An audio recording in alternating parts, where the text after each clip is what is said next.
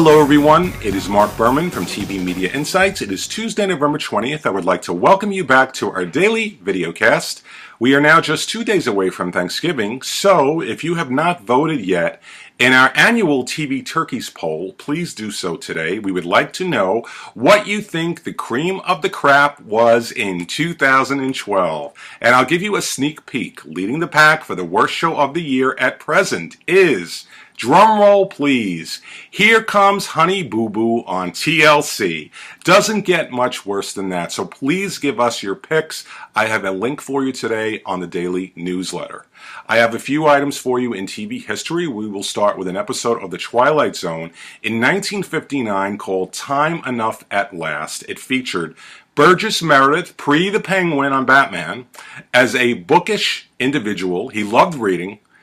Unfortunately, he didn't have all that much time to do so. Well, he survives a nuclear attack, apparently. He's the only person left on Earth. Initially, he's suicidal. Then he stumbles upon a library with an endless supply of books and realizes he can live the rest of his life doing what he loves to do, and that is read.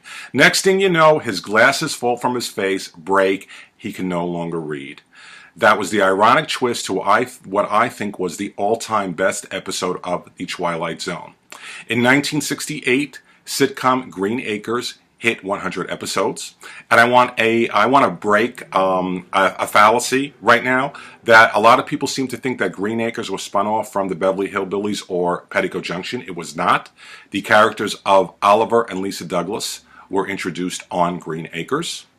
And finally, in 1983 was the debut of a miniseries called The Day After, which followed the aftermath of a nuclear attack. Those were the days still when miniseries were airing pretty regularly. They don't anymore, but they can still succeed based on the success of Hatfields and McCoys on History Channel.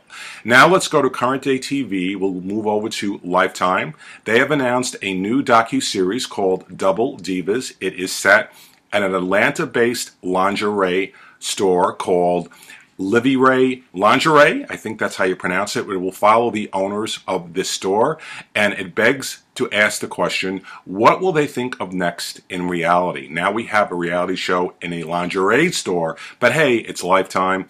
They appeal to women, and it will debut on Thursday, January 10th. The Thornbirds, remember that classic miniseries? Speaking of miniseries, Encore will repeat The Thornbirds, effective on Monday, December 10th through the 13th, 2 hours each night. Fashion Police, which is my weekly guilty pleasure. It airs on E! At 10 o'clock Friday evenings, is celebrating 100 episodes on November 30th, and in that special telecast they will show the 99 prior fash holes of the week, which is the worst dressed celebrity of the week. This show, Fashion Police, will, by the way, be in my 10 best picks of the year. American Chopper on Discovery. It's been airing since 2003. It was canceled initially, came back on TLC. It is back on Discovery. It is officially concluding with a live episode on December 11th. This was a very successful show for Discovery. Coming up on the air tonight, we have the regular network schedule for this Tuesday, and we have the season finale of Covert Affairs on USA. Now, once upon a time, everything USA touched worked great. Not anymore, but Covert Affairs is still doing well for them. And before I sign off today, I want to remind you to vote at our TV Turkeys poll, and I would like to introduce a co-host who's been very calmly sitting here. He's a little shy. He didn't feel like speaking today, but let me introduce you. His name is Buster Berman. Buster, please come on camera and say hello to everybody. Here is my co-host on this 20th day of November. I want to thank you all for joining me, and I will be back with more news about my favorite medium, television, tomorrow. Signing off, Marc and Buster Berman.